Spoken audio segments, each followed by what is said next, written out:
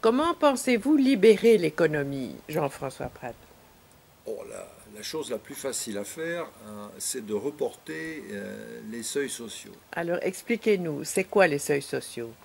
À partir d'un certain nombre de salariés, les entreprises françaises sont soumises à des obligations concernant la représentation des salariés dans l'entreprise. Ces obligations sont telles que, à partir du 20e, du 50e et du 200e salarié, par exemple, euh, le salarié embauché coûte très cher à l'entreprise.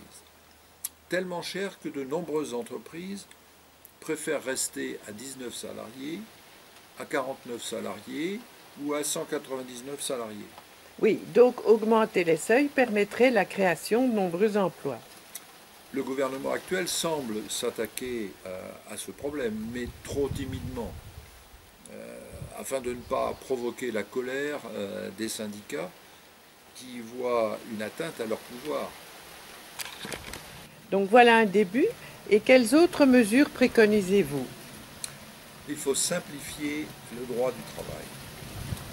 Pour commencer, il faut fusionner les conventions collectives avec le droit du travail. Pourquoi? D'abord au nom de l'égalité des salariés face au droit du travail. Il n'est pas normal que des salariés soient moins bien traités que d'autres, tout simplement parce qu'ils n'appartiennent pas à la même convention collective. Ensuite, au nom de la simplification de la vie des petits patrons. Si la lecture du Code du travail est un véritable casse-tête, ça n'est rien comparé aux conventions collectives. Elles sont tellement confuses qu'un jeune patron n'a aucune chance de les comprendre sans l'aide d'un spécialiste. Il faut absolument réécrire complètement le Code du travail. Il faut non seulement qu'il soit facilement compréhensible par l'employeur et par le salarié, mais il doit prévoir les conditions minimales dans lesquelles un salarié peut être embauché. Oui, mais c'est déjà le cas.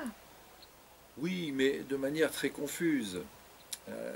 Il doit inclure un contrat de travail standard, par défaut, de sorte qu'une simple lettre d'embauche pourra être considérée comme un contrat de travail.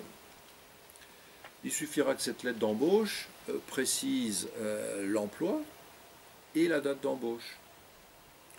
Le salarié sera alors réputé embauché à durée indéterminée, 39 heures par semaine, avec des horaires de 9 heures à midi, de 14 heures à 18 heures, et avec un salaire au SMIC. Et dans les autres cas? Eh bien, dans les autres cas, on précisera les horaires, le salaire, ou toute autre condition particulière, dès lors qu'elle ne contredit pas le droit du travail. Et tout cela va simplifier la vie administrative des petits patrons. Oui, cela va aussi simplifier la vie des salariés. Cela va aussi éviter de nombreux conflits, et donc désengorger les tribunaux.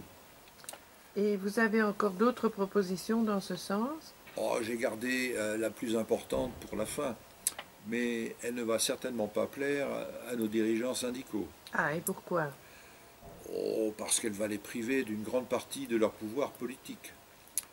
Mais nous en parlerons la prochaine fois.